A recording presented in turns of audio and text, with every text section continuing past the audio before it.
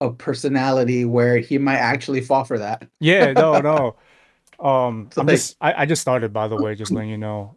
yeah, yeah, Yeah, no, that's like a diss record right there to say he's a chicken. Cause like, yeah. look, He's like, it's funny too, cause the other day I was on social media and I don't know if you ever seen Ishiba. Ishiba is our current prime minister, and he's not really doing too well. I don't think he's that bad, but I'm not really into Japanese politics as much as American politics for obvious reasons. But he one time somebody gave him onigiri, right, to eat. I guess it was like a gift or whatever. This guy chomps it down one shot. Like he just scarfs it. Actually, you know what? Let's just bring it up. Let's just bring it up. Hold on. Let me that's bring this funny. up right now. Cause I never thought about Japanese politics. well, and I'll get into it in a bit because it really a lot of people don't understand like Who reputation. threw a who threw a shoe at Bush? What That country? was I think that was Iraq, I believe. Hmm. It had to be Um, some country somewhere. Yeah, maybe Iraq. I don't remember, but that was an iconic moment. yeah, no, but he missed. Yeah. Lucky. The one chance that was like that, like those animes or like Star Wars, like the Star Wars. You know how like they try to blow up the Death Star, and you had that one chance to throw the bomb into the That one fucking little shot. hole. He missed it. It all comes down to this, brother. Like he missed that, and it was two shots actually. He missed. All right, so I'm trying to find a shorter video because I don't want to like. Maybe it's this So one. people got upset about this. Yeah, they got upset. Well, Oh yeah, he looks crazy. yeah, In that frame, yeah. in Wait. that frame, he All looks right, like a perfect. wild. Look. He This has is like it. no aura. Yeah, look, this is it right here. You see it? Yeah. So they gave it to him, and then Oh yeah, Why they cover it? Yeah, you see, look at his mouth.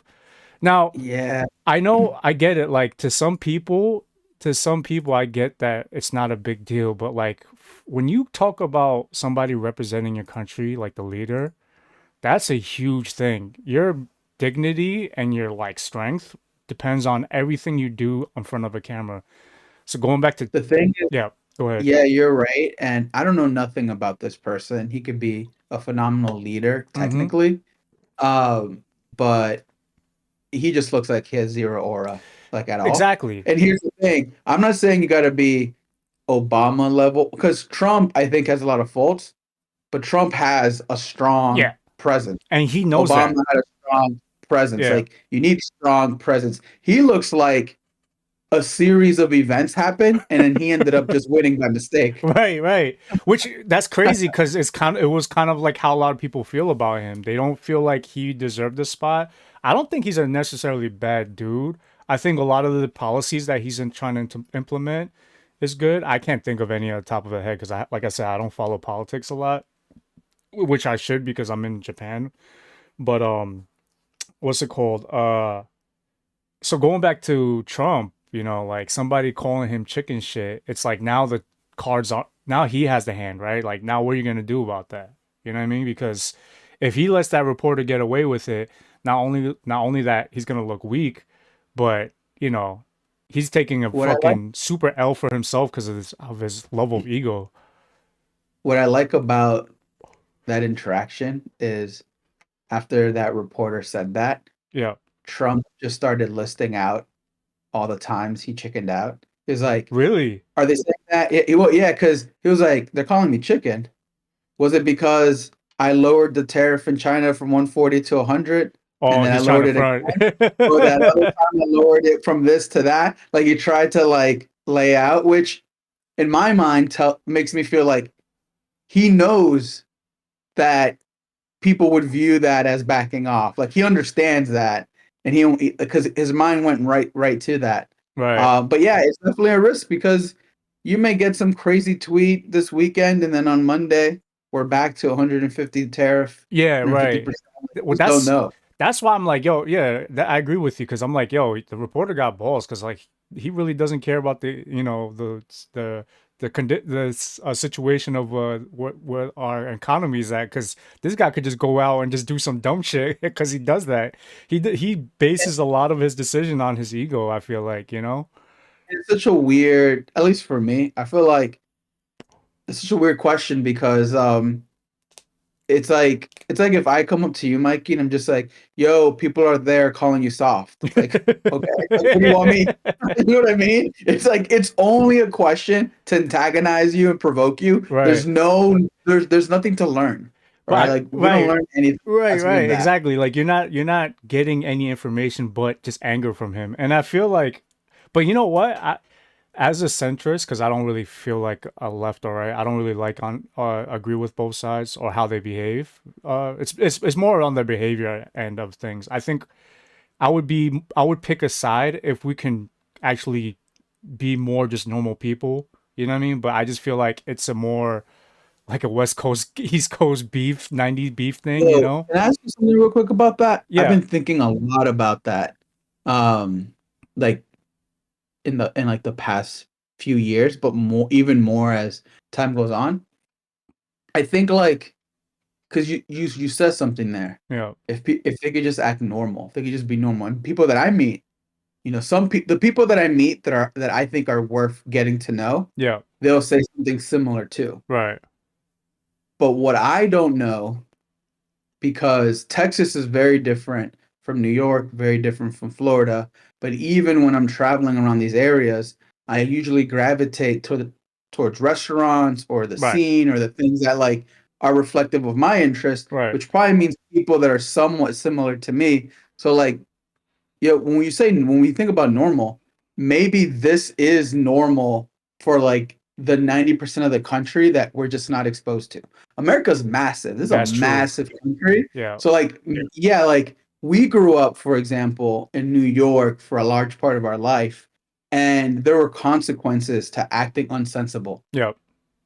And I don't know if that's true for the majority of this country. Yeah, because you So get you beat just the have fuck like up. runaway, yeah, you just get runaway nonsense everywhere Right. because there's no mechanism culturally to make someone just be reasonable or normal, right?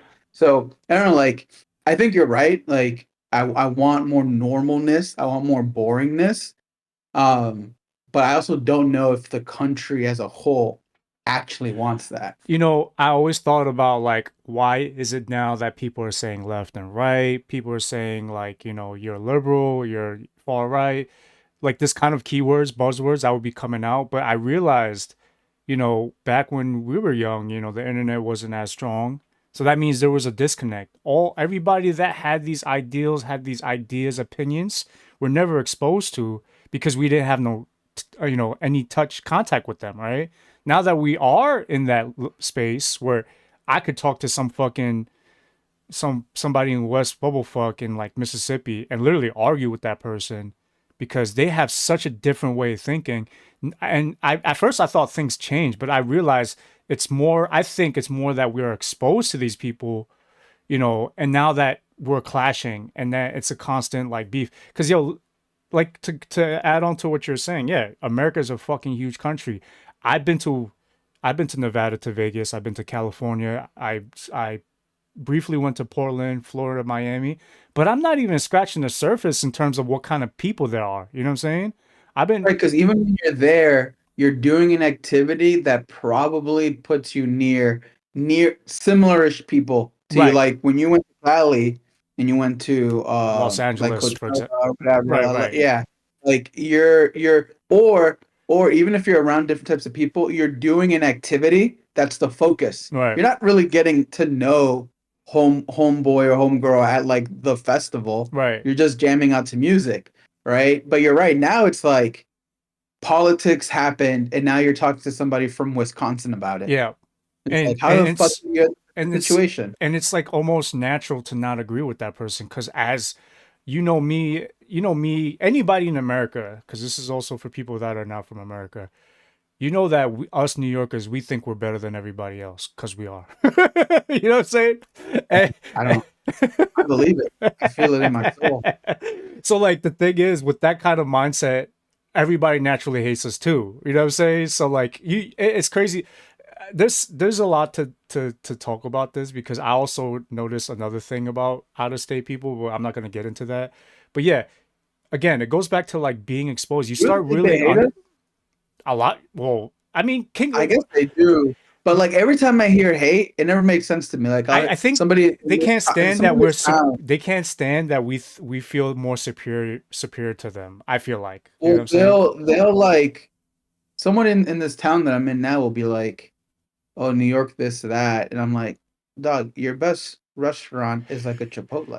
Like Right, yeah, exactly. That's what I'm saying. you're like your mind can't like wrap around, Fifth Ave, Brooklyn, getting some like dumplings. Yeah, Like you just cannot. yeah. Your brain just melts. Like you just can't fathom how amazing it is to go out of anywhere 3 in the morning and get like halal. And then Like that shit is just it's w- just different. forget about food. You could fucking in the summertime. You got Moma PS1 warm up throwing a fucking summer Yeah. party at a fucking museum. You know what I'm saying? If Yep. look, of course, there's a lot of great cities and all that, and I'm just talking shit. I'm every city has its own uniqueness, and I think everybody should go visit them. But throughout history, as 80s, 90s, 2000s, you know what I'm saying, babies, like I feel like we really, as a city, we set so many trends. You know what I'm saying? None of you guys at these other states would have matcha or would have any of these food trends if it wasn't starting in New York City. You know what? And you know what? I agree, disagree because I agree globally. I'm really interested. I haven't been, but I'm really interested in checking out cities globally. Yeah, 'Cause I think there's probably some phenomenal cities worldwide. They still never be, they won't edge out New York for me because I have a cultural connection to America right. and New York. So like I could find a phenomenal city in Europe or in Asia or something, but I'm not gonna have the same kind of like roots attachment. So it'll be dope, but Yeah, it'll be like very surface level dope for me. yeah. But in America, I'll be honest with you, I used to think what you said. I think every city in America other than New York is trash. I've been to a lot of cities for work, and they are all fucking trash. They all look the same. Right. They're all fucking gray. They're just highways with like a couple motels scattered around. Their downtowns are like 3 blocks. Yeah. It's trash everywhere, in my opinion. Yeah. I mean, from the standard of living in New York City and how much change it goes through and how much new stuff that we get, yeah, I could see where you're saying that. I will say though, like places like Los Angeles and stuff like that, Miami, they definitely have its own uniqueness to it, and I really enjoy going to those cities. I don't like Um, Florida at all. I went but to school in Florida, but that yeah, place fucking I sucks. only been to LA, Miami. I've been giving it a fair shot. To be fair, I haven't given LA. I went there once Yeah, for work. So it was already not going to be a fun trip because it was for work, right. and they put me up, and then we were working out of a hotel right next to the Hollywood Strip, Okay. like the things are, Yeah, yeah, yeah. and so I didn't explore out of there. Okay. That one little block, 2 block radius was pretty trash. It Okay. was like Yeah, well, this lady screaming at I us. It was yeah, yeah. No, I mean, for me, I never bothered. I don't like going to like the typical sightseeing places. I'm more about going to food places. That's Eh, why I don't judge it because if you only stayed at in Times Square, I don't think you're really experiencing New oh, York. definitely It's not. That's cool. yeah, You should definitely see what it is, at least once, but yeah. that's like that's the farthest thing from a New York experience in New York, in my Right. opinion. Yeah, I mean, going back to LA, I feel like again, I don't really care about the sightseeing stuff. So like I was lucky enough that my homie, he was living there. He let me stay over one time. And then we were just he was just showing me around, and um I'm really more into the food, so they had a really good selection of foods, stuff that you probably would. It's not that you can't get it in New York City, is that it's not as consistent. It's very regional. Yeah, yeah. I would say that as much as far as that, but um I would actually like to compare Tokyo to New York City. Now, I feel like they're totally two different vibes, and in terms of scale, you can't compare. Tokyo is freaking massive. Like, um, one city is like I would say one borough, and but the thing is, we have like I don't know the exact number, but I would say like 13 of those. So it's Wow. yeah, it's pretty massive. It's like 13, 14. Love that. See And that.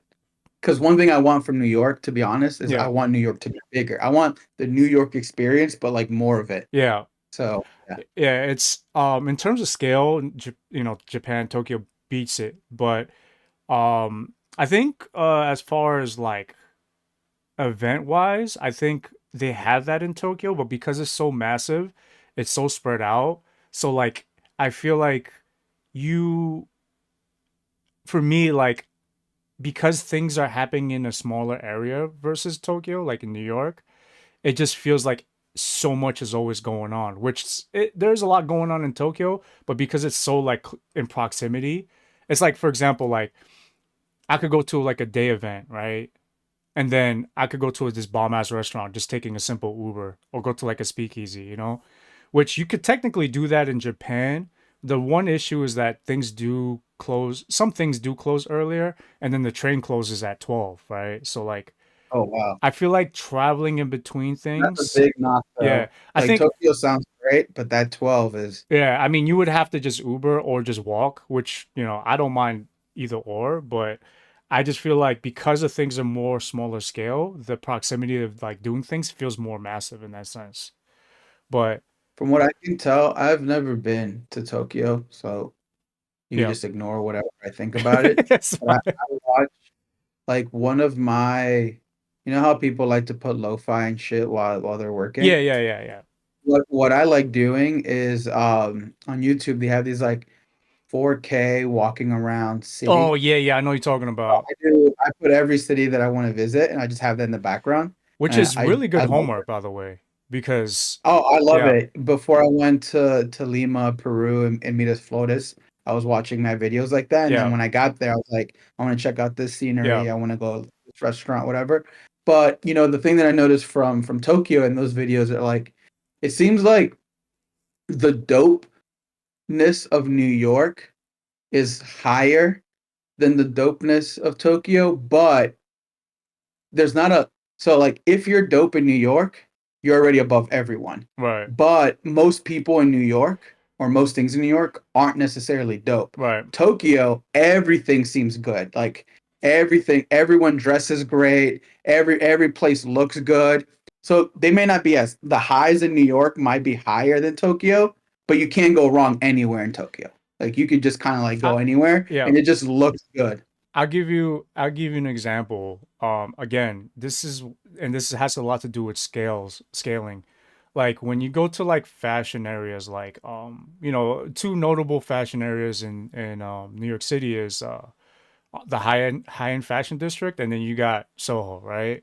And then a little bit about Williamsburg as well, but I feel like that's more like you know, kind of yuppie rich people and stuff like that. But you'll see fashion people head over in that area in terms of place, in that kind of area of things. But when you go to Tokyo, um, because of scale, there are a lot of fashion like spots. There's a thrifting area, there's a high end fashion area, there's Harajuku. You know what I'm saying? Where it's just like it's like more street fashion, but like in its own way, I guess. So like, yeah, to agree to your point, there's just a lot more of it at any given time. And that's even more of a reason too to kind of visit to like all these places because not only that they have a little bit of everything in each city, but there is actually uniqueness to each city. So I'll give you an example. Like if I wanted to go to the Pokemon Center, it would either be Shibuya or Ikebukuro because I prefer the Pokemon Center Ikebukuro because I feel like they have a better selection, but it's in like this massive mall, which that same mall has a huge gotcha place. Like literally, I can't really tell by square footage, but it's like multiple rooms. It's like what's a good comparison? Just think of like an Apple store, but like you generally they're like about the same size. Like all Apple stores are the same size. Just think about like an Apple store size, and it's just all gotcha. It's just all coin machines. Yeah, you know what I mean? Like yeah. So it Yeah. going so to just close out that point is just there's so much in terms of like stuff because of scale. There's so much to explore. I'm not even scratching the surface, and I've been living here for 3 years. Yeah, yeah, that's really cool because Yeah, I do feel like if you live in New York, for 3 years, you could do a lot of the New York experience. Now, part of that experience is that it's always dynamic. So it's like it doesn't get boring, Yeah. but you kind of know summertime, all right, I want to hit up these spots. Yeah. Wintertime, all right, we're gonna go chill over here. Right, You right, kind of right. find a rhythm. Um, I will say though, lifestyle wise, if you're like tourist wise, it's great. You do whatever the fuck you want. You got your money. The yen's weak. Go crazy. But as a lifestyle living here, it is different. You know, a lot of people come here with the intentions of, you know, changing their life and experiencing Japan, and which you will experience Japan. But in order for you to integrate with this you know, lifestyle, their Japanese people work ethic is really hard. Now, I do agree and disagree what people always say it's toxic work culture. I don't believe in that. I work in a company right now that they allow me to work 4 days a week, and I make enough money to fucking take care of my stuff and have something for myself. So there are companies out there, but there are still companies that are lingering that have black company practices, you know, like my last company. I'm not going to say who, you know, owns the company, and he probably won't even understand it because he doesn't understand English, but it's a it's a family member, and you know, Oh, it's chat. yeah, it's a big company. It's actually a big company, and they have offices in Osaka, Sendai, Tokyo, you know, I believe another location. It's like about 4 or 5 branches, you know. So like Can I ask you a question about Japan? yeah, Real quick? Yeah. Actually, yeah. No, let me just ask. It's like, all right, I get conflicted. yeah. You've known me for a long time, and we don't have to like talk too much about like Mm, my personality, but I have a very specific personality. And to me, you can make the case that sometimes that's a big asset when I'm working jobs, meeting people, networking, yeah, building, creating, making relationships. Some people could also be like, because of your personality, it could also go the other way, which I think is fine because it's like a filtering yeah. mechanism.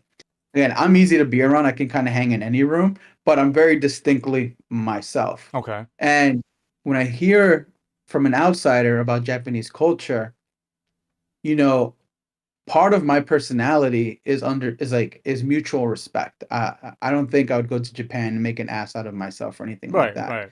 You know, there's customs, there's rules. As I learn them or understand them, I follow them. I have no problem. There's no complaints there. Yeah, But I still have my personality, and I always wondered, like, yeah, if let's say I lived in Japan for a while, would I have to make relationships or be like what you were describing, like if you want to be in this society or incorporated in, do I have to change basis of my personality? And I don't mean things like standing in line to enter the bus or cleaning up after yourself. I don't mean that. That's not really just like personality. you That's just yourself, like yeah, how it's your humor is, like all that. right, exact humor, personality, like because that may not be the same customs as over there, or is it one of those things where it's like as you meet people, that kind of layer goes away Yeah, and everyone is kind of like this person's grumpy, this person's funny, this person's that, like it's all chill. Because from the outside in, it looks very like leveled, yeah, right? Where in America, everyone is like a unique yeah. character. So I like that you asked this question because I feel like a lot of people don't know this and they make their own assumptions about it. Um, I will say in my previous, okay, so before I even get into this, Japanese people take their job very seriously. It doesn't matter if you're fucking cleaning toilets or you're a fucking CEO of a company. They feel like if you take this job role, you're gonna try to do your best to be professional at all times. Now, with that That's being, where I learned it too. yeah, You know, you've mentioned before about my work ethic yeah, and how I move in that regard. I remember when we lived together in Brooklyn, we saw some documentaries, and you told me this yeah, about like doesn't matter what you do, you just do the best best you can, job. right? And I take that with me. I have no ego about work. Yeah, I'll do high level tech stuff, or I have no problem doing like the most boring, yeah, mundane. Like the job is the job, and the job ain't done, right. right? So like I It's like definitely connect like with don't that. discourage other people in service because like customers because you think you're better than this job. Just don't have that job. You know what I'm saying?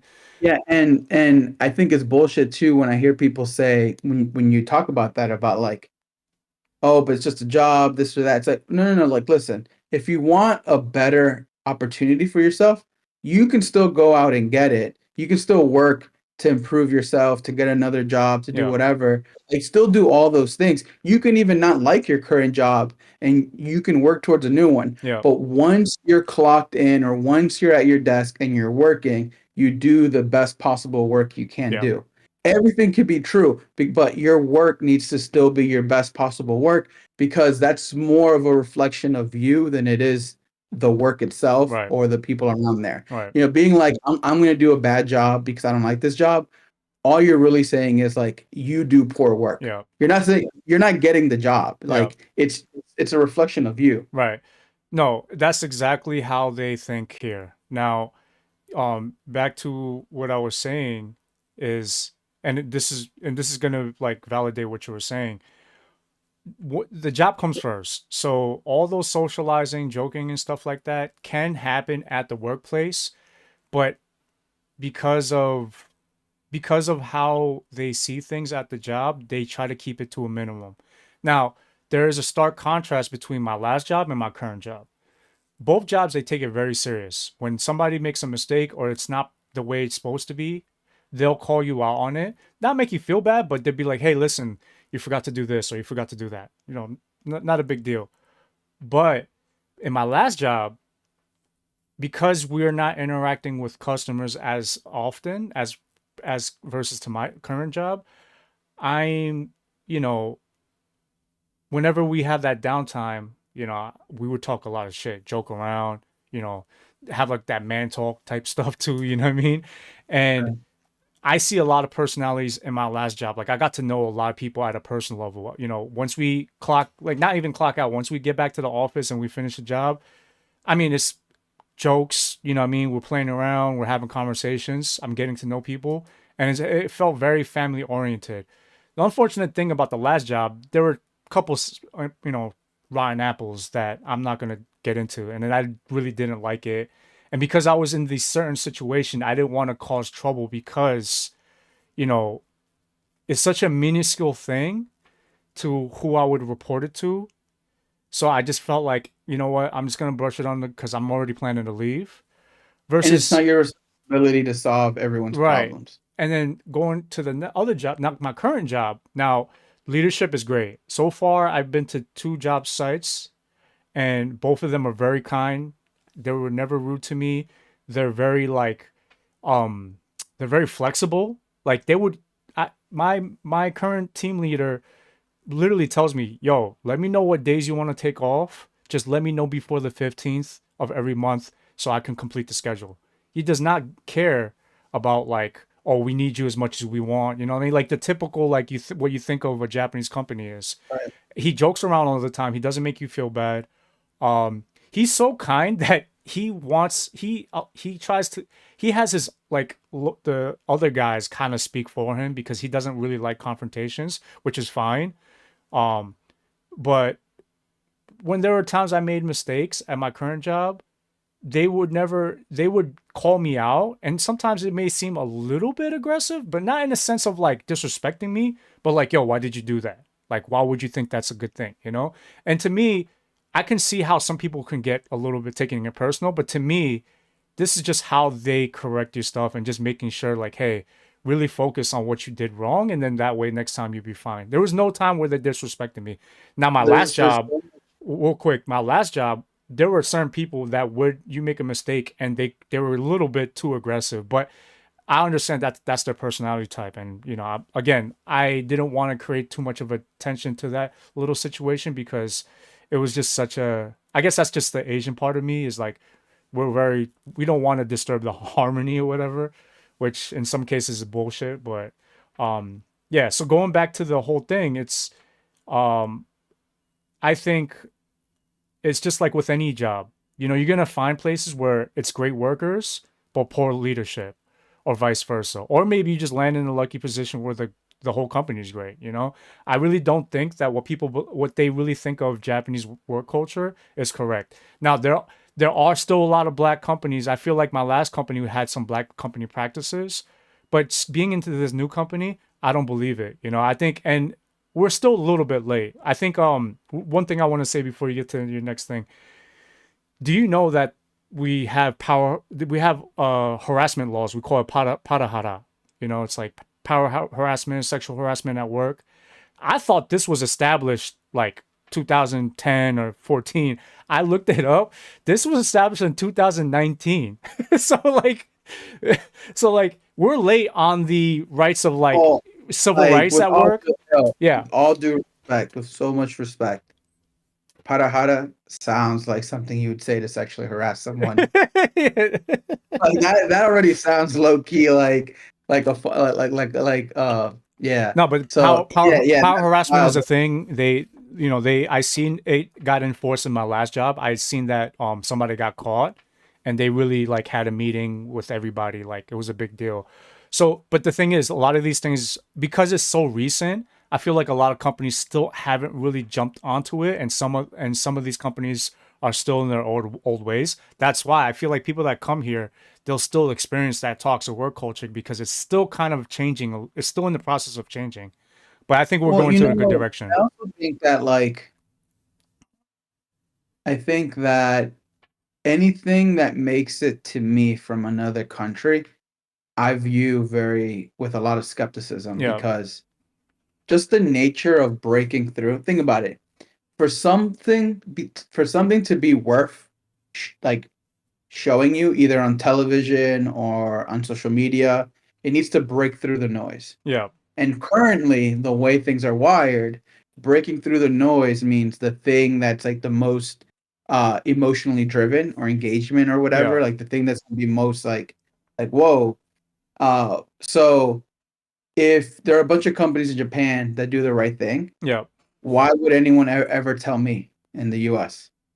So the only thing that breaks through to me are going to be the extreme examples, which Right. No, this is always shapes in the social like media. bias. Yo, Yeah, yeah, it just shapes the bias because you will never hear the other 100 normal scenarios. You only hear the one that's crazy. And it goes both ways. Like I'm sure there's a view of Americans that is probably true for a lot of Americans, but it's not true for me. It's not right. true for you. It's not true for a lot of Americans. It's just the thing that breaks through is always going to It's be always a the negative. loudest Yeah. stereotype. It's always, and it's always the people that complain. The complaints are always getting put in the forefront versus, oh, I had a great experience this time or whatever. Or, oh, this is something that I thought it was and I had a pleasant surprise that it wasn't. Yeah, I think it's just natural in human beings to just complain and put more attention to that versus appreciating what you have and being grateful for what you have. You know what I mean? Um, I'm glad that you brought that point up because I see a lot of foreigners that come here and they would make a lot of complaints and a lot of people would have these discussions and it's hilarious because when you actually look at what these people are doing, there are I'll give you an example. So a lot of people, especially Americans, will come here and their line of like their route would be going to a language school, then getting an English teaching job. Now, English teaching jobs are the worst jobs to get here. Why? Because it pays low and they expect you to do a lot. And because because it's such a thing that everybody's going for, I think that's another reason why it lowers the pay rate because it's like we have enough people looking for that, you know what I mean? So there are literal people, and they call it Twitter gaijin. It's basically like, it's like I fall in this demographic. It's just, gaikokujin, which means foreigners are living in Japan, right? And basically, a lot of these people that have the most to say are still working English jobs, and they've been here for like 5, 6 years. I've been here 3 years, right? That's And I already got my second job, and I'm very, very happy with it. And I could go, and I could make pretty decent money with it. So I don't understand how these people are getting lower pay rate than me, and I've been here only 3 years. You know what I'm saying? well, even that strategy I think is kind of like flawed to me. Oh, definitely, it's Like super flawed. I'm coming to And they don't bother to. Japan And real to quick, do they a don't. language. they don't bother to even get better in Japanese. That's another thing I just wanted to mention. Well, no, it just doesn't even make sense to me. It's like I'm going to go to Japan to go to language school, and then I'm going to go teach English. It's like I feel like the value of language school is so that you can get a job using the language. Right. Like you're actually probably hurting yourself if I spent a year learning Japanese and then immediately I spend most of my time learning English Right. or like splitting English. Like you're actually like You're hurting you're not your even ability to grasp the language. you already failing by not committing fully to what you're trying what your Right. so-called Right. goal is, right? Like, and then that's what I mean. Like, these people are coming in half-ass, and then they complain 5 years later that, oh, this life's, Japan sucks, and then they put the blame on Japan, and then and this is my You know problem. something that pisses me off too? A lot of things piss me off, but like in general, but like you know that pisses me off too, because you said this and it really like stuck with me. Like people want to come and do the Japanese experience, right? Yeah. And it's like that kind of pisses me off too, because it's like what I hear when I hear that is I want to go to Japan to get the Japanese experience while still being an American. Right. Like like what that sentence really means is you are going to undergo a change to culturally assimilate with Japan. Right. But they don't actually view it that way. Yeah. They want to be the same fucking whatever part of America they come from American, just in Japan. Right. Like that's a vacation, my brother, right? Like if you're talking about moving there for the Japanese experience, then you have to learn to be Japanese. Like that's like part of that experience. But to leave that out, then it's just a flawed way of thinking. Yeah. It, it'll, it'll it'll never work. And when I tell you this, Lou, this is like, I would say, I'm giving a rough estimate, like 60% of what people of the population of foreigners, what they're trying to do here. Now, there are foreigners that are like, I have met people in my language school that are very serious and they did very well learning. But my school is a good example. Some of them, they like, I noticed that some of the students, my classmates, they would come here and they would constantly go to parties. I'm just like, bruh, I get that you're want to enjoy the, Japan life and the lifestyle and stuff like that. But if you're really trying to live here, why are you going getting out wasted and doing all this? You know what I mean? And then they have the audacity to even complain that they're not learning anything, And this is this is the mentality that some of these foreigners have. They'll come here, they don't have a good plan. They go on the social media, complain, and the people that don't know back at home are seeing it and they believe it. And now they have this predisposed feeling about Japan that, oh, visiting there is great, but living there sucks. I'm like, oh, listen, living in any new place, starting out, is going to suck. You're going to have to sacrifice all your fun time, all your fucking personal time to learn a language, to adjust to a new country. It's going to be like that for years. You know what I'm saying? And even that, yeah, and even that is crazy to me because like you're right. What you're saying is correct. And I don't disagree with anything you're saying, Yeah. but I disagree with the language of what you're saying. And let me explain what I mean by Yeah, of that. course. If I thought something wasn't fun, which to me means like worth doing, Yeah. I would never go. But when what you described as what you need to do to go there, you have to learn the language, you have to like work to assimilate, you have Yeah. to try to understand the culture. Like that would be if I were to go there, I'd be like, it's because that process would be fun for me. Right. I love Japanese culture so much. I'm so interested in it that like it would be fun to learn the language. Right. It would be fun to go meet people and study it. It Right. would be fun to learn the food and the customs. Like, but if you view any of that as not fun, then like you shouldn't go for the Japanese experience. Like, what are you doing? Right. You're literally saying you're not enjoying the thing that is central to the place you're moving to. Do not move there then. Right. If like to your point, if all you do is party, then you can go party, but then you can come back home, right? Right. So it's like Exactly. it's like to me, if you already view it as a not fun thing, and of course, and listen, fun to me doesn't mean always good times. It's sometimes it's up and down, Yeah. but in general, you should enjoy that experience. Yeah. Because if you don't, in general, enjoy that experience, then you've already like failed because you've left everything you know to go do something you don't even enjoy. Right. It's like why would you do that? And that's kind of now hearing what you're saying, I think you can still, sneak in enjoyment in there. But because, look, it depends on your goal, right? If you're going there to just experience it for a couple years, then you got to make your time worth it. But, there are some of us that trying to live here. And for me, Yeah. how I view things, in order for you to live in a country that you don't know how to speak the language, you have to study really hard for this stuff because, the truth of the matter is nobody speaks English here. It's very, very rare. And to think that as an American, to which I see this a lot, you think that they're gonna, you know, compromise and adjust all these things, these way of how they do things, so that you can make your English speaking easier. You're very, very wrong.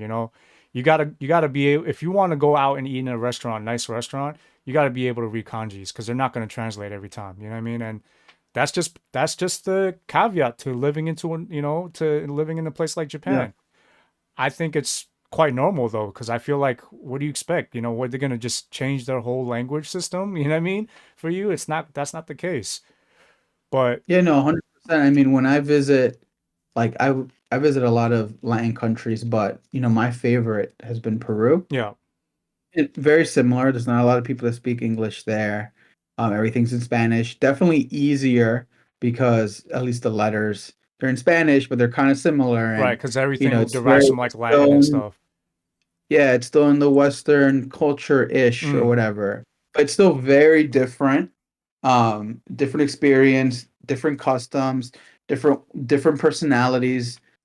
And when I go there, it's the same thing where it's like, for me, I love it because I love learning about Peruvian culture. right. And it's always a great experience because while people are educating me, I'm very open and receptive to that education. And I do things that I would probably never do. Well, for a fact, I did things when I went to Peru Yeah, and I ate food in Peru that I would never even try in America. right, But like those foods and those activities were the Peruvian experience. right. So I can't say I love Peru if I don't love the Peruvian experience for what it is. If I just went to Peru, saw the beautiful sights, but stayed in my hotel room, Yeah, then really all I'm saying is I love those sights. yeah, But you can't say you love a culture or you love a country if you don't actually like immerse yourself in it and really expose yourself in it. And what I'm hearing is, at least for that, is like there are some people that go there and they like the activities, but they're not really fucking with the whole culture yeah, because the whole culture is everything. Even the party scene, it's like if people only party sometimes, but not all the time, but you're like all I like to do is party, yeah, then you're already disconnecting with like the culture that's there. right. Yeah, I think it really depends on the group of people you hang out with here.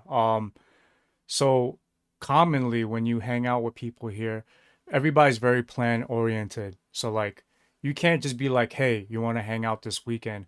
You kind of want to like say it like 2 weeks in advance or 3 weeks in advance, right? And the other thing is, you know, but then on the other side of things, like Mikey, for example, he goes to Golden Guy, which is like a bar district, right? And all these guys are that he hangs out with are either regulars or the people that actually work there. And I feel like those guys, because of the spectrum of like people drinking and just having a good time, they can slack off, come late, miss a day.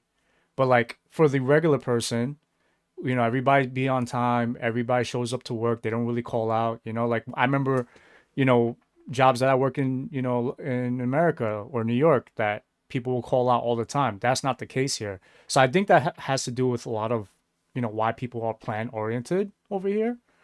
Um, yeah, hanging out is definitely different versus in America. People are very, it is much more rare. I feel like, again, I think I'm starting my life still, even though I've been here 3 years. I'm still adjusting. I'm still trying to like lock down for certain things before I actually like fully live my life how I lived my life in New York.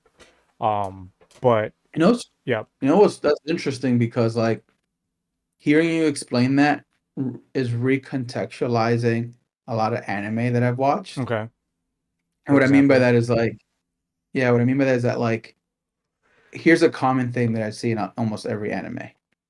Dude is chilling, Yeah. girl walks by, dude's like, yo, you wanna chill? And girls like, oh my, it almost feels like the whole world like, really, we're gonna, it's like this big thing. Yeah.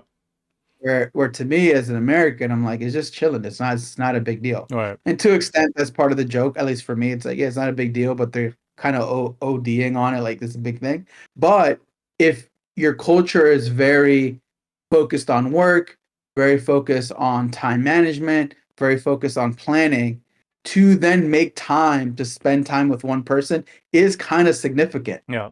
It kind of has a lot of like it has a lot of value to be like, yo, I'm gonna give you some of this time of this well structured thing, and I know I got to study, I know I got to do this, I got to do all these things. I can't take off a day off work, but I'm still gonna take you out or hang Right. out with you.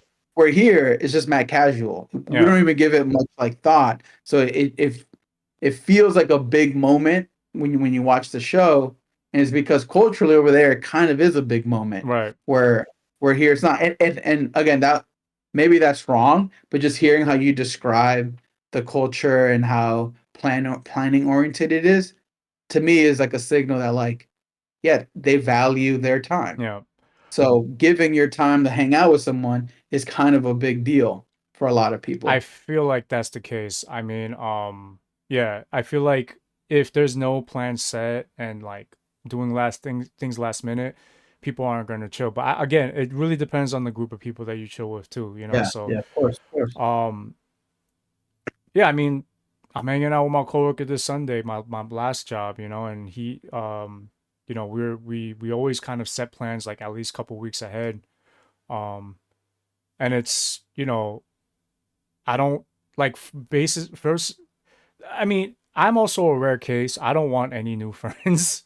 I can't really. Yeah, yeah. I feel. Same way. Yeah. I feel like I'm in a place where you know I'm in more of a collaborative, just like how we're doing this. Like you know what I mean. Like I feel like I want to do something where we're creating something versus just kind of like shooting the shit. You know what I'm saying? And just kind of drinking or doing whatever, eating and stuff.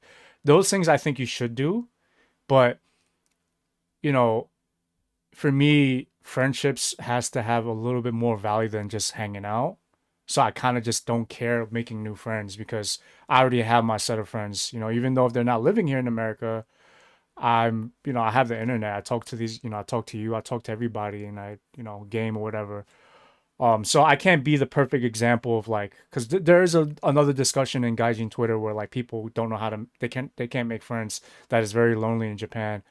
Um, It might be selection bias too, like to your point where it's like, is is it hard to make friends in Japan, or is the kind of person in general who would leave their country to go to Japan someone who already I was gonna say struggles that to make? I'm just like to me, Because like go I ahead, would find it very unlikely that I can go anywhere in the world and not not make make friends. friends, Yeah, except for places that I distinctly dislike. Like I do not like French yeah. culture or people that are French that I've met. I do not like them at all.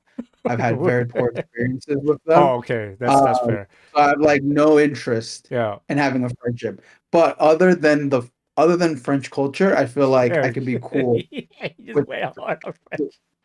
because excuse me, because I'm super adaptable, Yeah, right? Because like my personality isn't rooted or my identity isn't rooted into like a character trait. Like yeah. I don't gotta be the center of attention or I don't gotta be the funny guy. Like I can chill and I can calibrate to whatever room that I'm in. I'm gonna say this, and people can take offense to it, but to be quite honest, when I see that conversation in the internet, I can already tell by how they look, how they present themselves on the internet. I'm like, I can tell you're whack in real life. That's why you're not Yeah. making friends. Like, let's be real here.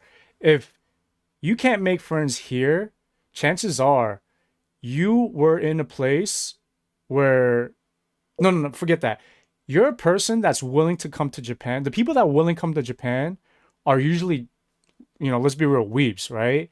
So They the already like Japanese culture, yeah. right, they're kind of just like this kind of like fetishizing type people.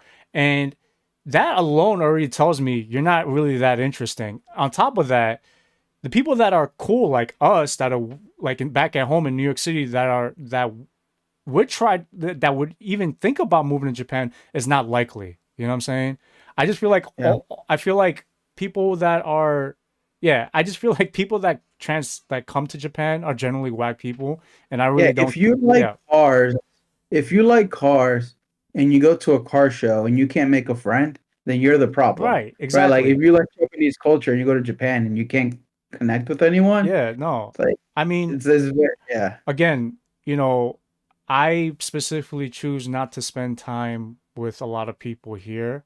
I don't really find interested. I'm not reaching for that.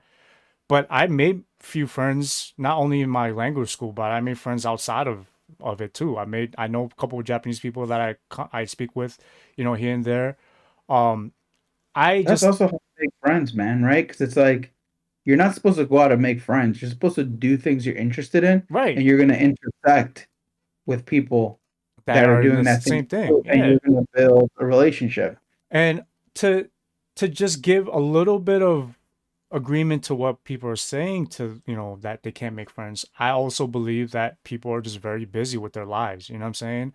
And if you're not, um, you know, there are people. I feel like culturally that's the reason why people are not able to make friends because a lot of people in Japan they deal with people either in their workplace or people that they went to college and high school with. You know what I'm saying?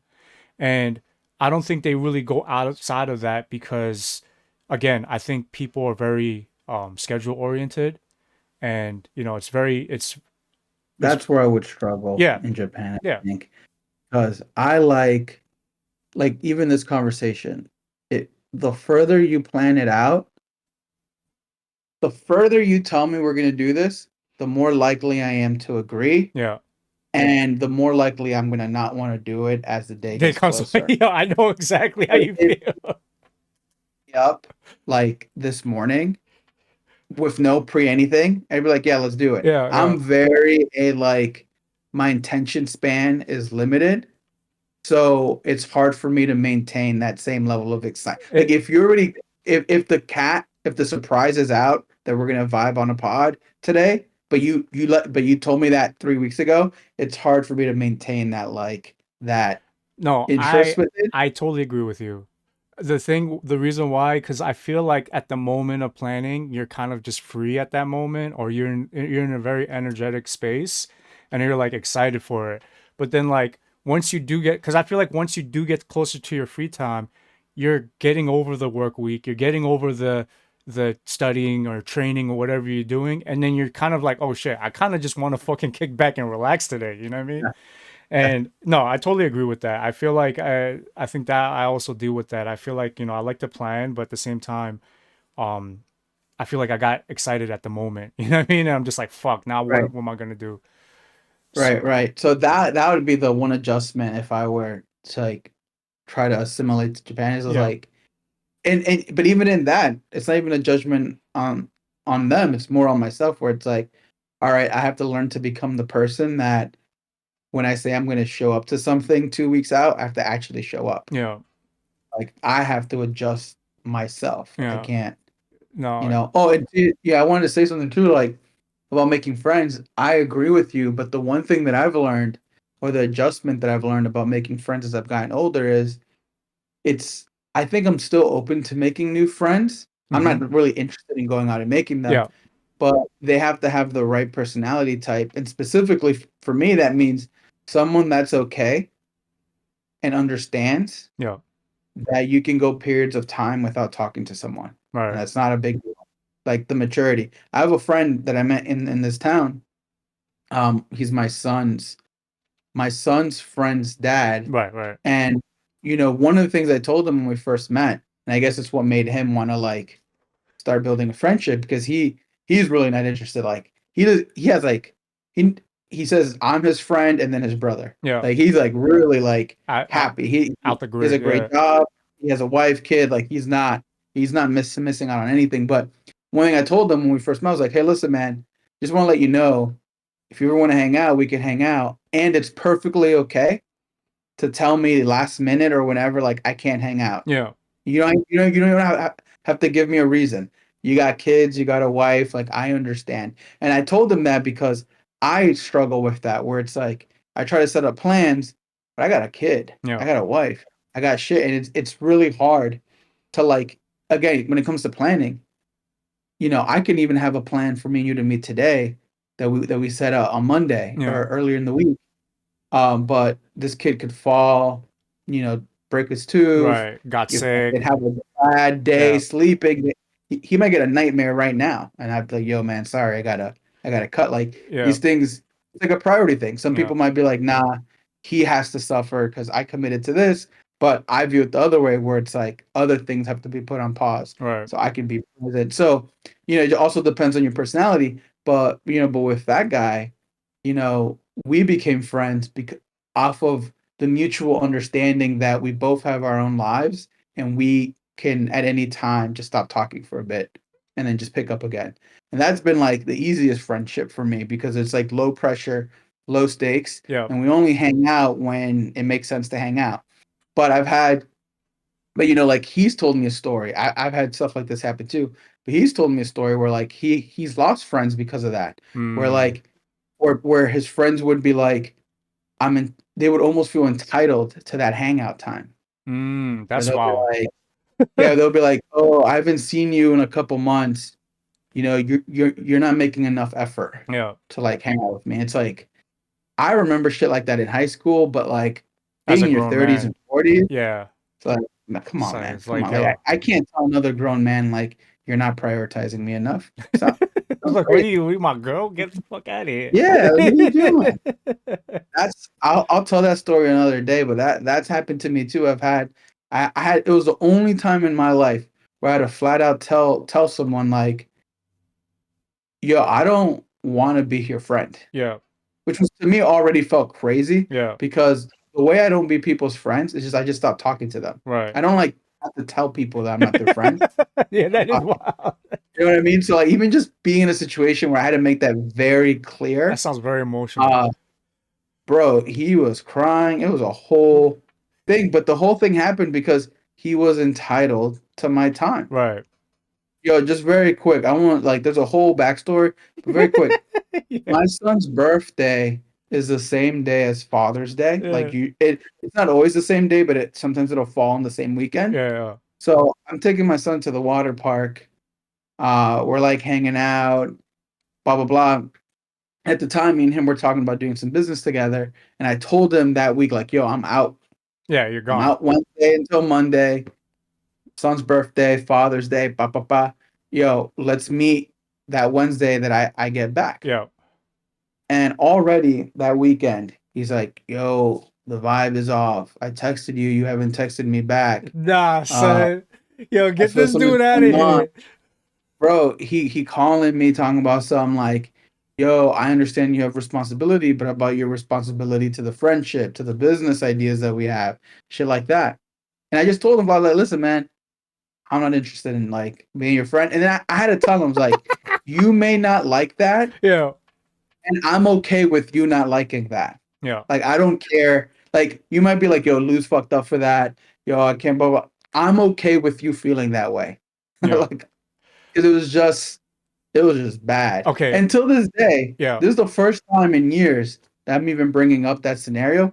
But till this day, he goes around being like, "Oh yeah, there's some shady guys over there. That guy Lou." He even made a YouTube No, video no talking about fucking once way. had a friend business partner. Yeah, he's a herb, bro. All He's right, a so wait. Let complete me herb. now I could tell you I could tell you based on one thing I heard why everything about that is wrong. The fact that he said we have business things to tend to. Now, that already shows me that that's a transactional relationship. That you're only interested in being my friend so you can get success out of me. You know what I'm saying? That already right there shows you that he's not there to be your friend. He's there to use you. You know what I'm saying?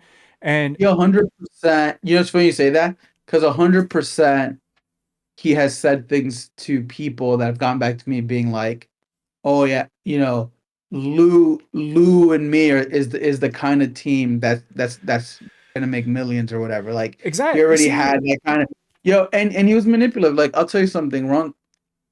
I guess he was feeling. I never had an issue with the friendship up until that point. yeah, but I guess he was feeling like I wasn't giving him enough attention or whatever. And he would. This was one of the things that first put me on that track of like, yo, this Something's guy's yeah, acting a little bit yeah, extra. yeah. He has a business. Okay. Uh, and he goes like, yo, Lou, I just want to let you know, here's an extra key to the business if you ever just want to come and hang out or whatever. Right. And I viewed that like, for whatever reason, I viewed that as, oh, if he gives me a key to his business and I don't want to be his homeboy anymore, it makes it harder to not be his homeboy because like he gave me this thing that I have to like Ah, I see what you're saying. respect. You know Right. what I mean? Yeah, Yeah, it's it is like very like manipulative in that sense. Like he's I trying to felt obligate you. that's how I viewed it. I didn't view that because the offer doesn't even make sense. I would take a key to your business to come here when you're not here and the business is closed and just hang out. Like Yeah. the whole thing doesn't It's make like sense. it's like in his head though, the what how he's approaching it, he's trying to prove to you that he trusts you, that he wants you, in his life. And that again, that's a transactional thing. He's giving you access so that way if for whatever reason you do feel like you're not really interested in the whole thing because he's probably insecure that you're not just interested in what he's trying to do, he's going to lose you as a friend. And that again, Yeah, you see what kind of person this is. yeah, he's a piece of shit. Yeah. Like I don't have to, that's one thing about getting older that I've really enjoyed Yeah. is that I'm too busy and I'm too experienced to like cut people too much slack. Like maybe like 10 years ago, I'd be like, yeah, it was a misunderstanding. If he views things his way, maybe my way, it just didn't work out. These days, I'm just like, nah, it's perfectly fine to be like, yo, to me, Yeah. in that situation, he was a piece of shit, so he's just a piece of shit. You don't have, other people don't have to view him that way, Yeah. and other people shouldn't view him that way. You should have your own relationship with someone and form your own opinion. Right. But to me, it's perfectly fine for me to walk around thinking that like, yeah, this guy's not worth it. I want to give I want to give you a story similar to that. So I had a friend, longtime friend from high school, and we actually had like you know in and out of our friendship at times. But we made up and then we were friends again, whatever the case may be. So um he does this like clothing brand or whatever, right? I'm not really interested in what his vision is. I personally think it's not that great, but he really puts his passion into it and his heart to it. Yo, So it's he makes dresses. nah. He makes these kind of like, I'm not gonna even describe it. It's not worth talking about. But All he's right. very I saw passionate. one of our old homeboys making dresses. Oh no. That's Careful. oh, I don't know who that is, but anyway, so he's very passionate about what he does, and I respect that. I don't think he knows anything what he's doing because I feel like I think he has the idea, but I don't think he has actual like business model, like how to scale this business. Anyway, Mhm. that's not important. One time he had came to New York because he was living in California. He hits me up and he tells me, "Yo, I got this little fashion runway show that I'm gonna do in Harlem." Now I was living in Brooklyn at the time, so Harlem's a fucking Yeah, mission. He's like, "Yo, I just yeah, want you to DJ the party and blah blah blah, and we could have this little gig." I'm like, "All right, cool. Like, let me know. Like, I'm down for it. Just this is my rate, but for you, I'll do it for a little bit cheaper." And he's like, "Oh, but." Yo, could you like I'll hook you, I'll take care of the like your traveling fees and all that, and like basically saying that you're not gonna pay me. And I'm just mhm, like, no, bro, I'm sorry, but like I have a DJ and mixer, which in order for me to DJ, I need my DJ and mixer, which is a $2,000 piece of equipment. I'm gonna have to track that up there, risking the chance that it might get damaged, and it's heavy. You know what I'm saying? So I'm yeah. not doing this shit for free. And he's just trying to like convince me to do it for free, that he's doing this for me, that doing that for me. And I'm like, kindly, I was just like, hey, listen, man, I kindly decline this because I really don't think it's worth my time to be doing that. I'd rather not do it and I'll deal with the trouble. I really need to get paid for this. And I wasn't even asking that much. If you could rent out a space in Harlem and fucking have all these people, which I'm sure he's not even paying, to do this like show, like just throw me something. You know what I mean? You should pay for my transportation and give me a little bit of Yeah. bread. So It's really. Oh, go yeah, ahead. yeah. So then what happened after that? I probably like a day or two after I checked his Instagram, the guy blocked me. He blocked me on Instagram. And Fucking cow. I'm just like, Fucking bruh. In my head, I wanted to tell him, like, yo, why you think that I should be so excited for your stuff and support your stuff, but you're not willing to support my fucking craft? You know what I'm saying? And pay me. yeah.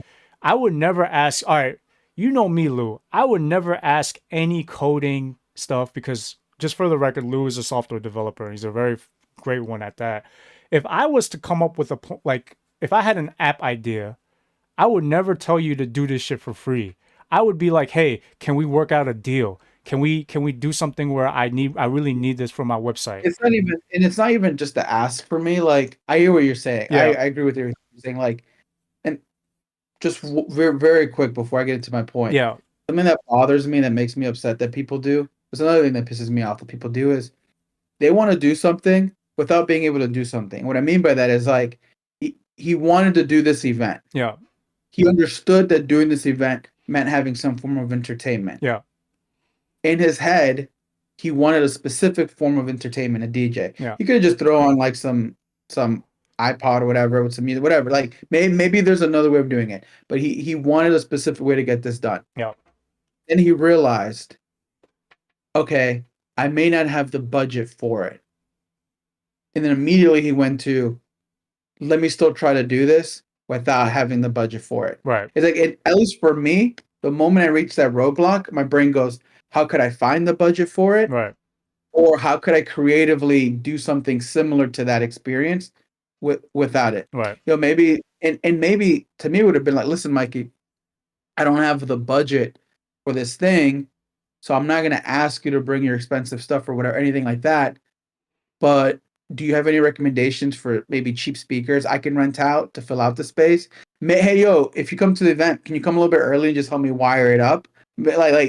Just like find a creative way to solve your problem. If you can't do it in a way that's gonna like give respect to the other person that right. you're asking to, or ultimately, you'd be like, you know what, I'm gonna shoot my shot. Mikey, I don't really got the money. I'll show you like the money situation. Are you still willing to do it? If not, perfectly okay. But I figured I'd just ask. Or maybe a DJ that's willing to just do it for the experience. Like, can you introduce but so it's not even the ask, it's the like entitlement and Exactly. frustration for not getting your way that pisses me off. So I'm not I won't blame you for asking me to code you an app if you're passionate about an idea. But if I say, yo, it's just not a good time, I would get upset if you got mad mad at about me it. for Exactly. declining it. Now, you hit it on the nail. If he had approached me in a different way, be like, yo, I don't really got that much money. And like, I know that, you're really serious about what you do. Is there any way that we could get music in there? And I would have been straight up like, if you're not willing to pay me, I can at least see what I can do to help you get something going. You know what I'm saying? Or yeah, I mean, you basically list out every possible one of the possible things you can do.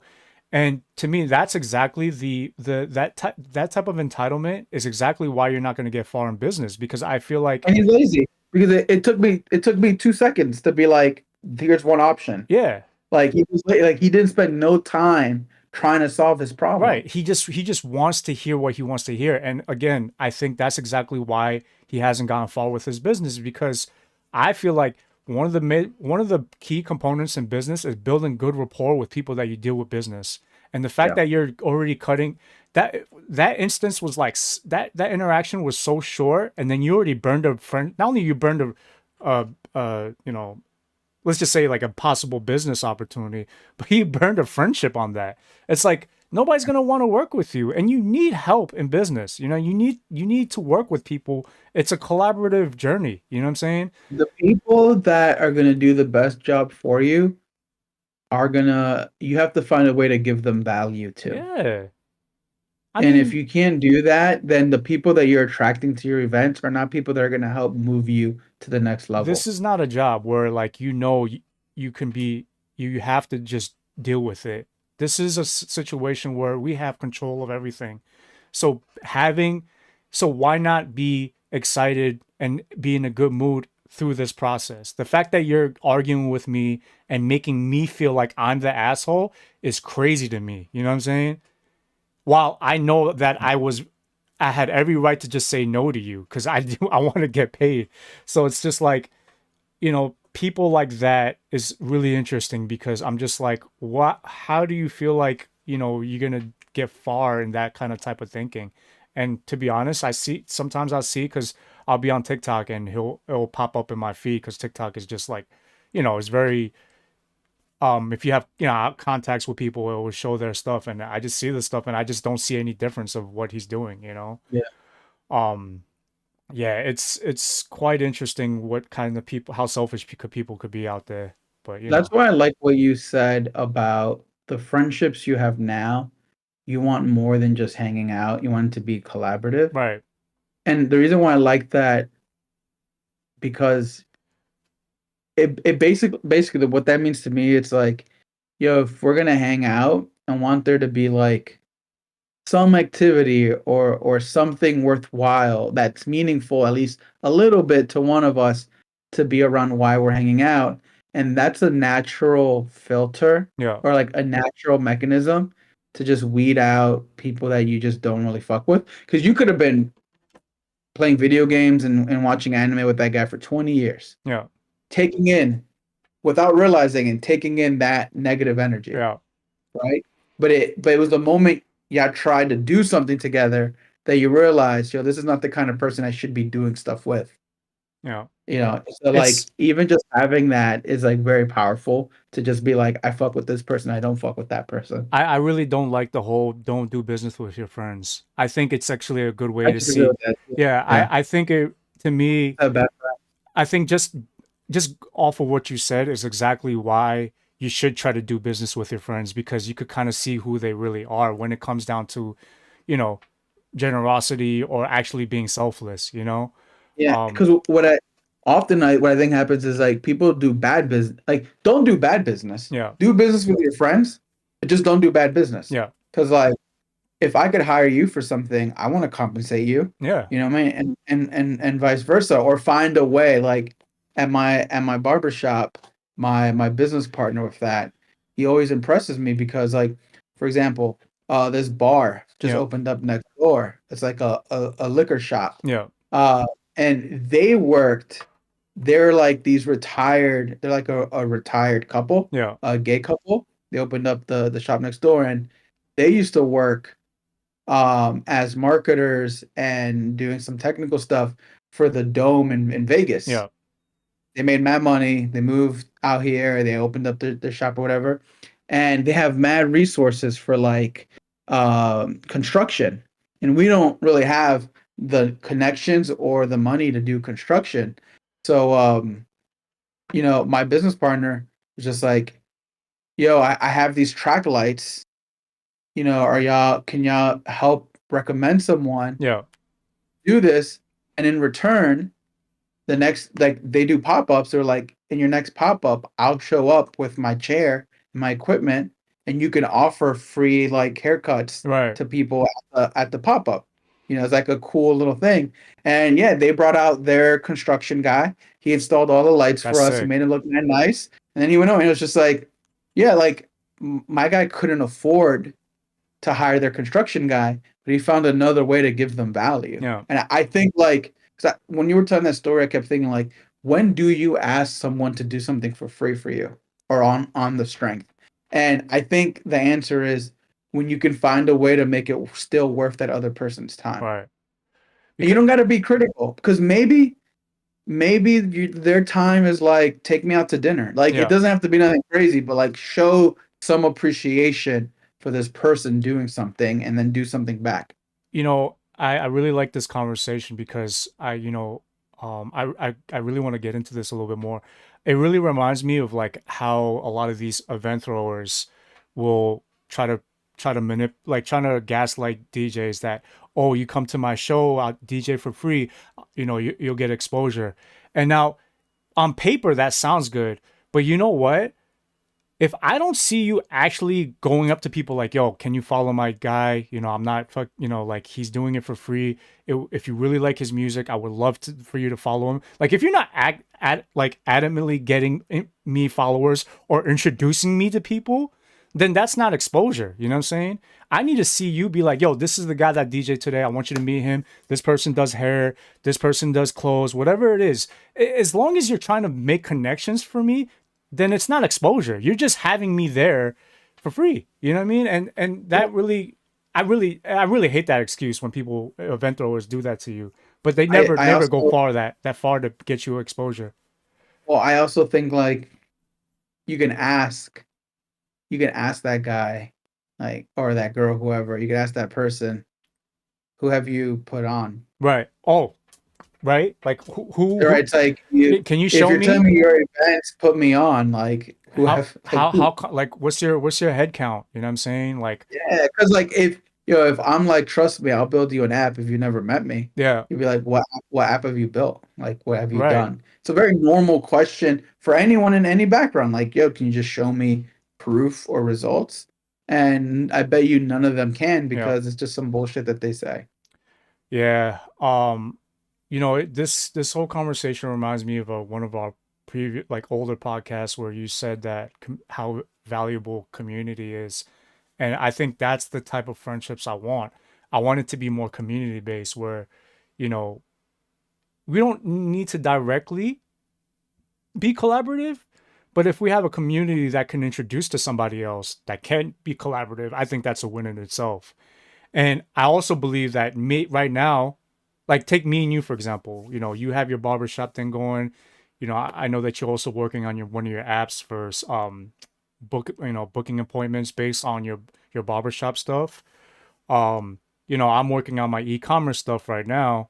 And like, yeah, maybe right now we can't collaborate, but maybe farther along the line where we get ourselves established, I would love to do that. And I think having a community in that sense is such more interesting for me because like who doesn't want to make money with with Well, your peoples. Simon Sinek has this book called Find Your Why, where he Find your talks why. about like find your reason, Yeah. do stuff.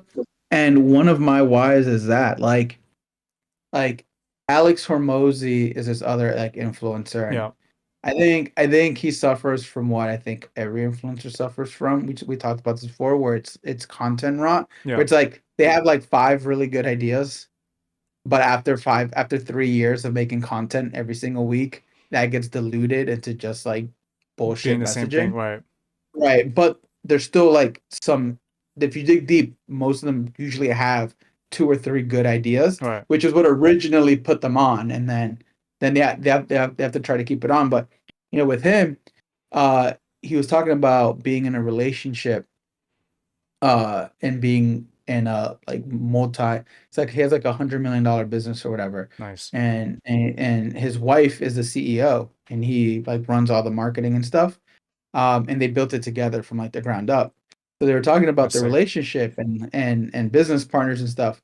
And they said if you ever disagree with your business partner on, or any partner really, if you disagree with any partner on what to do or what should happen, then one of the best ways of solving that is that you both have to dream bigger, right? Because if you're like, I want to make the best t-shirts, and I'm like, nah, I want to make the best watches, Okay. we think that's incompatible. But if we're like, how about we make the best fashion house? That could be watches and shirts. That's a way harder and bigger goal, but that's one that satisfies both of Both of us. us. So like that, they're like always think bigger, right? So like, um, one of my whys is that where it's like, yeah, what I'm doing, like you said, I can't really hire you for something and vice versa today. But one of my whys and motivation is I want to make a business that's so profitable and so big that I will have a need to hire Right. people that are my friends that do good work. Like I want to grow to the place where I'm like, yo, we can do merch because our app is big enough, our community is big enough. I want to work with you to source some product or Right. whatever and like Chain make supply. something happen. Right. So like that's one of my whys. It's like Yeah. I want to get big enough that I could hire the people that I want to be around with every day. Yeah. And to me, it's like and then wrapping up that point, that's how you do business with friends. You know what I mean? Like, don't Yep. don't make it where it's one sided. It's one sided in the sense of like, I want to do this. This is how we're gonna do things. Again, it reflects onto what you were saying. You're just gonna end up arguing or just disagreeing on stuff.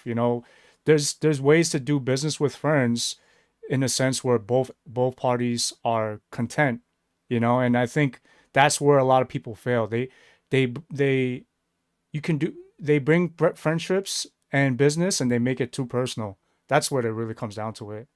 But Yeah, yeah, 100%. They use the friendship as a tool in the business right. instead of like the business is just the business and you're choosing to do business with people you just want to be around Yeah, because anyway. that's exactly what that my homie had said to me. He's like, "Yo, we boys, bro.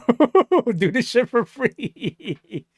Like he really trying to make it seem like I have to do it because we're friends. Like, come on, son. Like you're already disrespecting me. Like, you know how long I've been doing DJing and how I'm passionate about it. And the one thing I ask, and yo, there were times I'm gonna throw this out there. There were times I remember I visited him in California, and there was a time where like he literally gaslighted me buying one of his merch. All I said was like, I like this design. He's like, yo, can you cop it?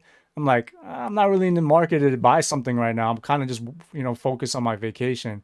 And then he ended up gaslighting me and buying one of his hats. And I'm just fucking like, bruh, it's like, I don't even Yeah. want this shit. Is it that bomb or that A hat? Nah, Hell, it was the itchy and scratchy hat. You might have seen it. I don't know. I don't know. Yeah, Yeah, but it was yeah, trash. I remember you bought some.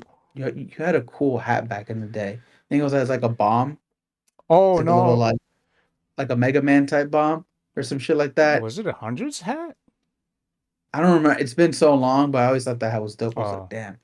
there I was wonder if it, there was some guys that I worked with that they made a lot of promotional merch, but that thing was a thing in the past. But I actually still I talked to some of the old guys briefly, but yeah, that's what it is. But yeah, I yeah. mean, look, I think the approach is wrong with a lot of people when it comes to business, and I think a lot of people, you know, getting into this and don't know what it takes. I But think it yeah, goes back to complaining too, where I think the people that are making a ton of money with their friends, they're too busy enjoying their success to be talking shit on social media. right. So I think we're just hearing the voices of people that just are already miserable. Well, I think with this whole podcast episode, I think it's safe to say that 9 times out of 10, and I'm just saying that number, I feel like people that are complaining, it's more of a they problem. Like it's a more you problem than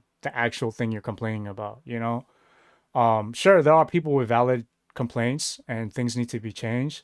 But I think for the general public, because everybody has access to fucking internet, I think a lot of the takes that we see, you know, it's just It's just a bad take yeah, it's a bad because they get take. engaged. Yeah, they didn't get what they want. Just like how my friend didn't get And what he wanted. well, and now on shit like fucking Twitter or whatever, you get paid for engagement. Yeah. So Oh now you're yeah. encouraging people to just lie for bait. Yeah. I mean, they're literal professional rage baiters. Like they literally base their whole business model of creating lies and just intentionally knowing that that's the wrong thing to say. Yeah. Everybody else. Yeah. This is Yeah. where we And I at. have to stop myself, man. I just have to stop. I can't talk to people on the internet Oh because my they're not god. real. It's so hard. It's so hard. Right now I'm seeing this whole I just saw this argument on Twitter about like which is harder, FGC, which is the fighting game community, so like Street Fighter, Tekken or whatever the case may be, versus Fortnite.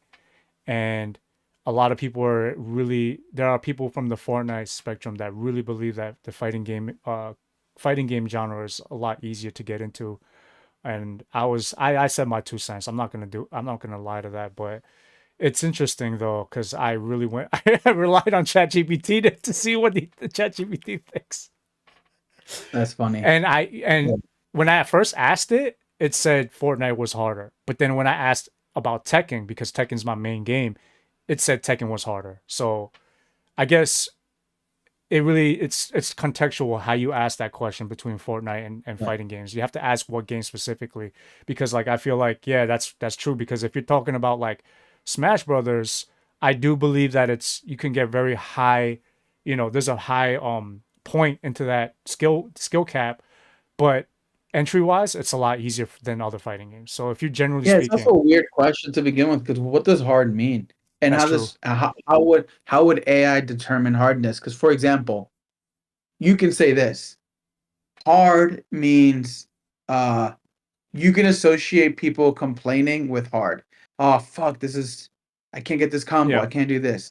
So I'm gonna query all of social media and do a sentiment analysis with that for things that are tagged Fortnite or fighting, and whoever community complains more, I'm gonna associate it with it being harder. And like that all Mm. sounds kind of reasonable, but then that just also means one community might be louder than the other. Like I'll give you an example. Do you I'll think? give you Wait. So here's another. this is in Yeah. speaking in like AI, AI, like how AI gets its information, right? Well, it could be because AI just you just feed it dumps of information throughout the internet. So if an LLM or if AI or whatever, like a large language model, if the way it knows what to say is because it's been trained on basically Reddit, Twitter, Instagram, the Right. whole internet, if what have been trained was, oh, Fortnite is harder because in general people have more difficulty with it, Right. then it's a harder game. But that's flawed because Fortnite is a more accessible game. It's free and it's very popular. So a lot of low skill players play it. Yeah. Tekken is a very technical game, and people that play it for a long time are very good gamers. And it's still hard, but like, what's more likely? A game of low skilled people, an easy game with low skilled people finding it hard, than a hard game with high skilled people. It's a very hard thing to You compare. know, that's interesting you say that because what I see, so like if you compare the shooter community base versus the fighting game community base, it's a big contrast of how big the population is in the shooter because it's so much more accessible. With that being said, the reason why the fighting game community is so much smaller because once people try to get into it, what the fighting game devs do very poorly is creating it to be very like the onboarding. The onboarding is very difficult. And what I mean by Yeah, that is to learn how to play the game properly is very hard. It's much easier to speak with another person that has experience to get them onboarded versus the actual game itself. Now, when you yeah, have shooting games, whether it's the game genre itself or how the devs are giving the games to the people and how they're structuring it to make it easier for the new intro player. I believe that shooters are a lot more easier in terms of onboarding fight, and that's why the fighting game community is much smaller. With that being said, if you're correct on what you're saying about how AI gets this information, that means it will be flawed because a lot of people that try to get into FGC, I would say 30-40% drop out because it's way too hard to get into. They just be like, nah, I'd rather just play yeah. something else. It just that's why words like hard with any AI, it's a really good advice to define the language you use. So like what I would do is instead of saying what's harder, unless I didn't really give a fuck and I'm just asking a whatever question. If I want to like if I try to get inside, I'd be like, here's my definition of hard. This is the criteria. Based on this criteria, which is harder, this or that, Right. and then explain to me your source and thinking and reasoning. And help me understand your bias, Right. right? Like that's the kind of like way that I would structure a prompt where you're basically trying to like tell it to correct for the bias that you feel like it'll inherently have Right. in its answer. And then that'll usually give you a way Better better, answer. better answer. Yeah. Because again, even just in general, even in real life, when someone tells me something's hard, I always have to ask them like, "What do you mean by that? Like, explain to me what hard means to you." Yeah.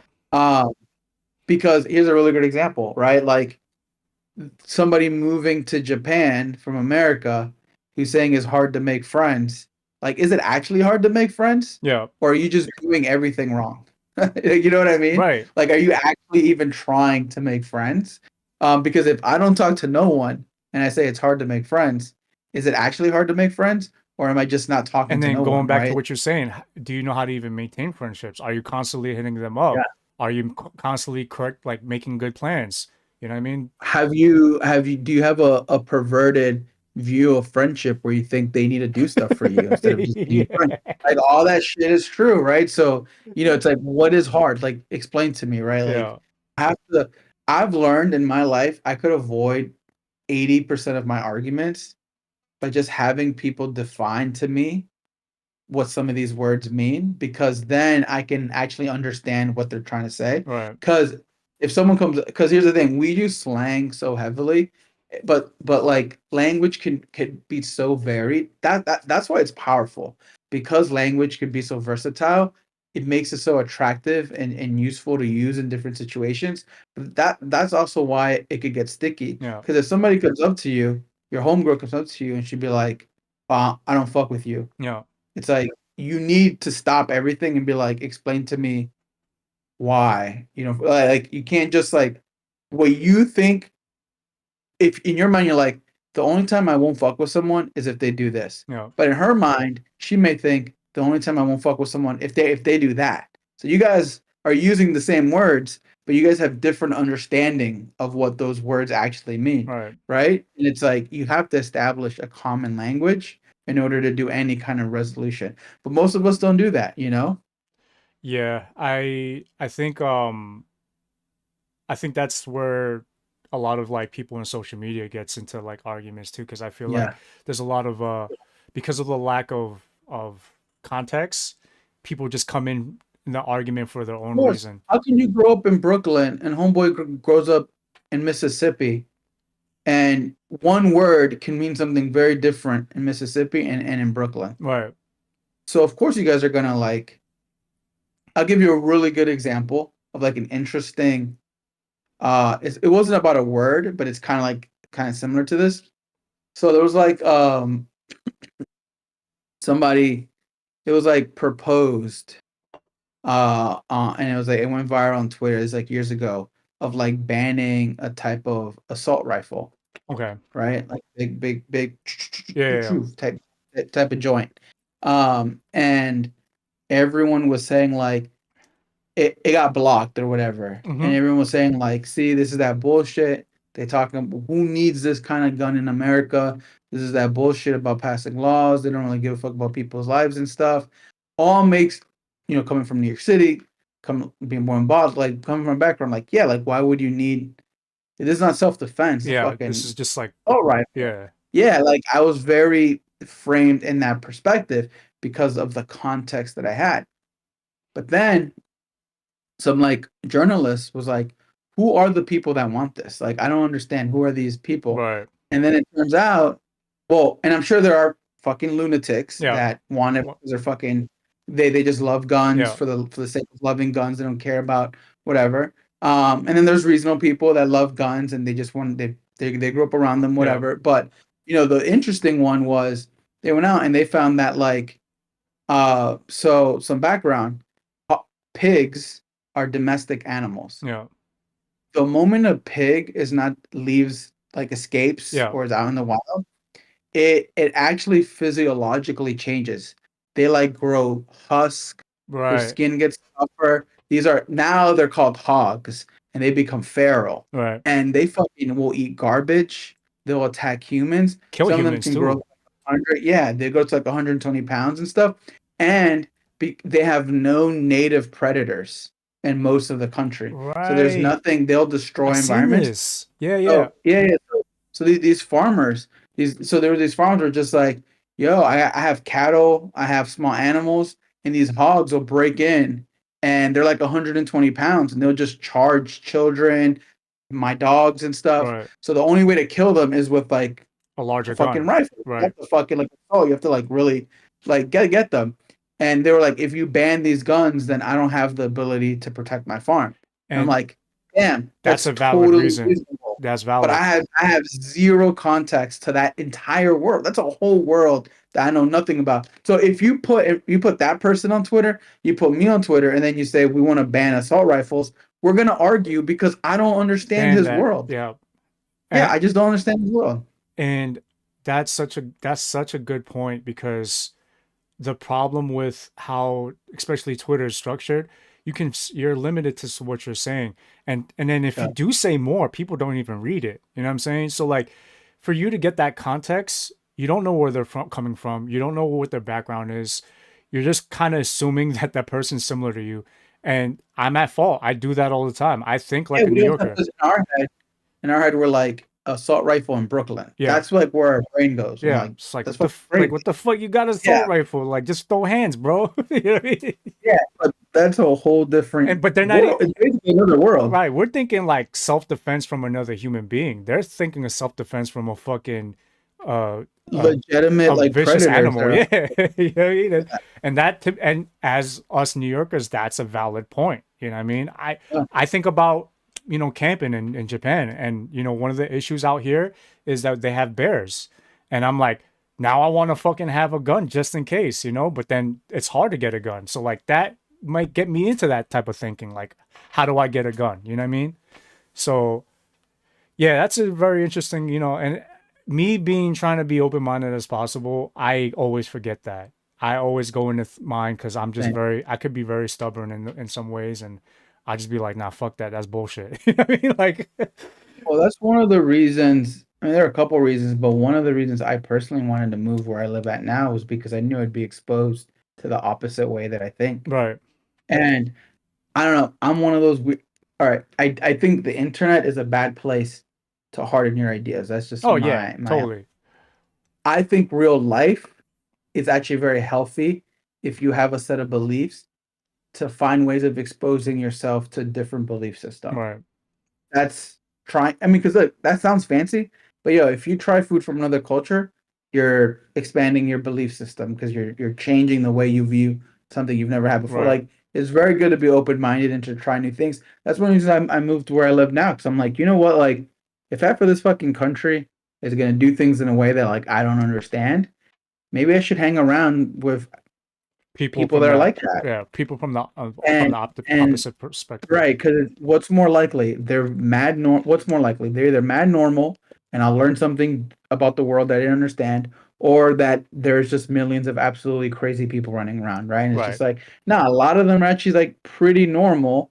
They just view the world in their slightly way. different because of yo, they're not in a city that's packed with Yeah. people all over the world. They've never been around rooms where there's more than 100 people at once, right? So it's just a very different way of experiencing Earth. And if you're just a genuine, real person, it doesn't matter what your beliefs are. You're gonna be friends with that person because at the very soul of the every core of any friendship is being, genuine as a person. And I just feel like all those beliefs doesn't matter. And like, let's be real, like before the whole internet age came around, like all of us had different beliefs, but we still be friends. Like, think about like high school, going to school with like Yeah. Arabic, black folk, fucking Latinos or whatever it is. Everybody thinks different. They like certain political stances, whatever. That doesn't mean nothing. You're just there to be homies. But I think that go back to what you were saying, I think that's the problem. I think a lot of people, it's so much easier to create this image of somebody when you're not even exposed to it. You know what I'm saying? Once you start, Yeah. you could, I truly believe, even though like I don't really side with what Trump is as a person, I truly believe that I could meet people that are Trump supporters and be friends with them. I think we can go past that. Yeah, I'm gonna be like, I don't agree with that, or I don't agree with fucking some things that, Democrat does, but like you're not thinking about that when you're trying to make friends, or trying to get to know a person. And if you are thinking about that, just like that's how you base your friends, you're just a shitty person at the end of the day. So Yeah, no, there's this guru. I'm pretty sure he's a fake guru. I'm not sure. Like 50-50. I have no idea, but he did have a quote that I've always liked. And it's kind of related to this. yeah, It was really more about it was more about just other stuff, but I think it relates to this where he says like suffering. He said it's not possible to be in the present moment and to suffer. yeah, Like it is possible, but it's very unlikely. The most suffering is imagination and memory, right? So it's like most of the time that you're suffering is because you have you have a thought in your head, which could be a memory. You have yeah, like a thing in your head. Memory could be wrong, by the way, right? So like you have a thought in your head and then you use your imagination Yeah. to imagine a bunch of scenarios in which you end up feeling miserable, right? That's like, so that's how I feel about this context stuff. Like, we're from New York. What do? We don't understand or we don't know. So we imagine in our head scenarios that aren't real Right. that just make us feel more hostile towards the other person. These And people are fucking crazy. They just want guns to fucking blah blah blah. You don't actually know that. We're just imagining this right. crazy scenario in our head and then adding it to this person that we don't even really know like that. That and most of the time adding things that's not even true or existent, you know. So We don't even know if it's actually true because I could have never have told you that there's a farmer that had a valid reason. yeah, no, totally. Um, I don't know. I sent you a text, but I was saying that I think we gotta. Yeah, I don't. It's fine, but I think Yeah. We could do that because yeah. I have 10% battery Yeah. left. I was, oh, you feel like pretty much just gonna No, die. no, we had a good session right now, but what's it called? We'll meet back. We'll start talking again. Um, but yeah, I was I'm holding in that cough all fucking day. All fucking all hot. right. Well, I'm gonna just this is our podcast. This is our guest, El Tatis, Lois. Thank you for tuning in. Yeah, we'll come back. All right. Peace.